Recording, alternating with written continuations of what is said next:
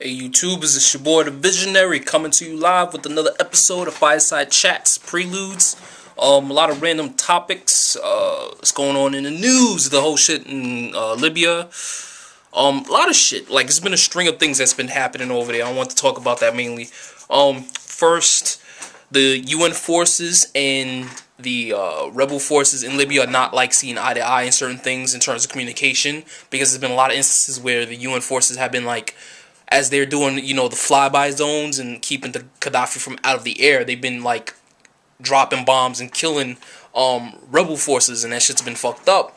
They need to like work on a system of communication or a plan of attack in terms of who's doing what and where. What else is following that shit? Also, here and there, Gaddafi's forces are falling back, and as the rebel forces are moving forward, gaining ground in the situation.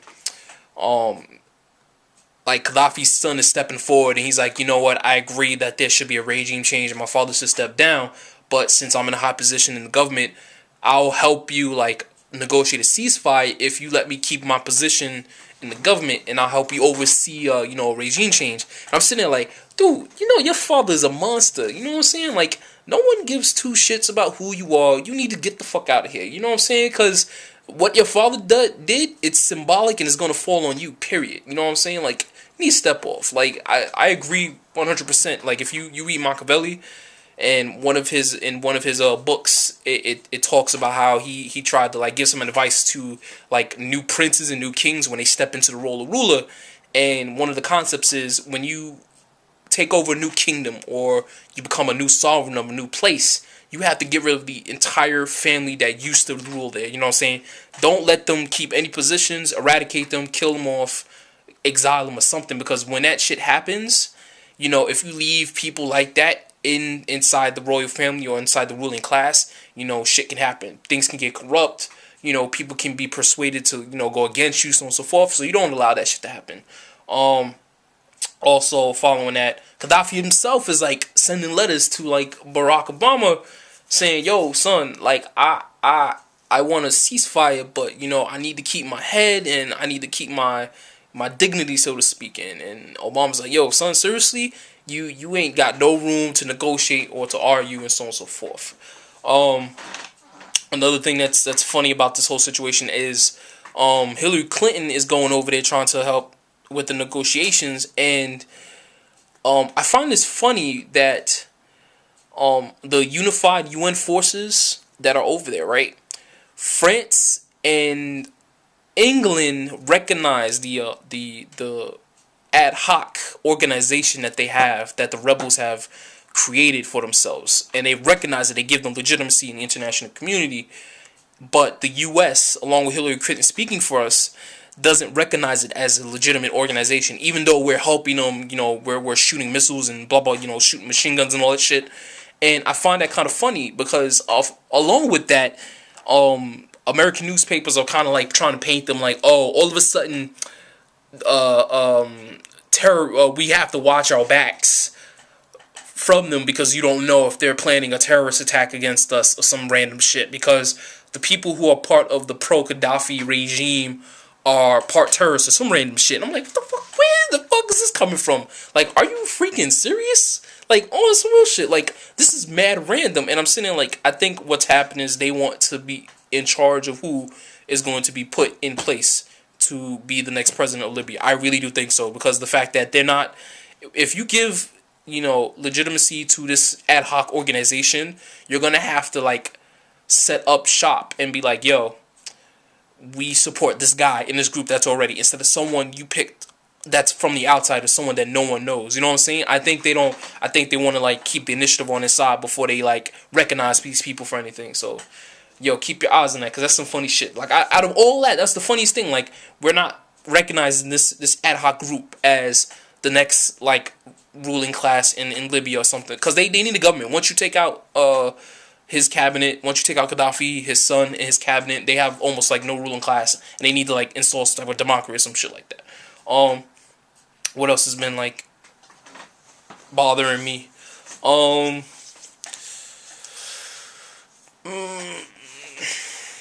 Oh, shit that's been happening in the 9/11 trials that's been coming up again.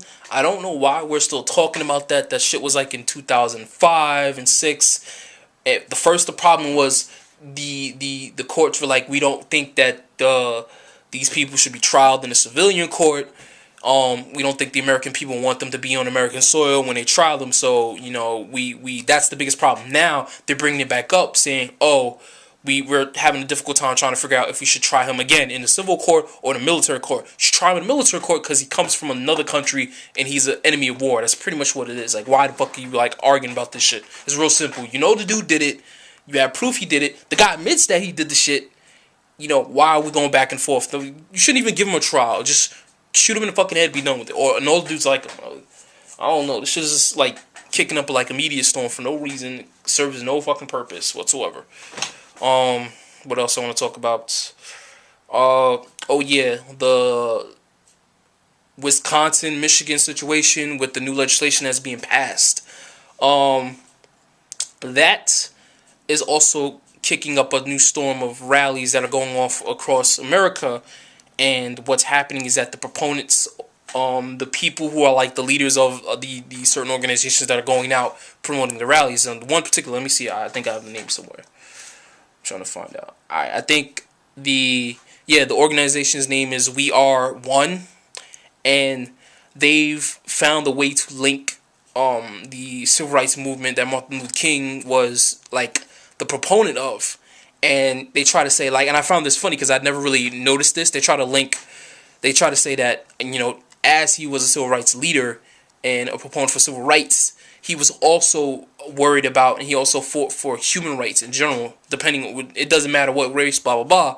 So in 1966, 7, and 68, before he was assassinated, he was planning rallies in different places that for, you know, people of different races and so ethnicities in different late parts of the country who were in certain industries of labor.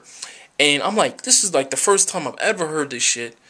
Where's this coming from? And I started thinking, and this is a new concept. Not new, but this is old. And most of the time, whenever an event or situation or something pops up and occurs, people go to the past and either attempt to like link a word or a name or historical event to something that's happening now. And whenever you hear these things, it adds more credibility, it adds more support to the movement that's happening now, because these are either shock words or words of great respect or history to it, and therefore you know where that word is coming from, and it gives so much credibility, it gives so much force to what's happening now. And that, I'm going to have another video that talks about that, because that's what's happening in this situation. They're invoking the name of Martin Luther King and civil rights and trying to link it to, you know, labor unions and labor situations and what's happening, where they're trying to delegitimize laborers in their bargaining power, basically. And I don't know. First off, I disagree with what's happening in Wisconsin and Michigan. A lot of the stuff that unions have done in the past, I have another video that's up about unions, have helped us out in general, the common man, regardless of whether or not you hear people talk about it only helps the private sector or the public sector. A lot of the shit that he did in the past caused laws to be created which protects us now. You know what I mean? Equal pay, overtime pay, pay with time off for health reasons, a whole bunch of other shit, OSHA and all this other stuff that's out now has come about because of the fact that unions have, you know, busted ass and done stuff for us. So I think, you know, people should look into that more because it's very important. Other than that, that's it. That's it for another episode of Fireside Chat Preludes. Take care. I should have another video up talking about, well, finishing my theory about my perceptual reality paradigms. So stay tuned. That's it. Peace and deuces.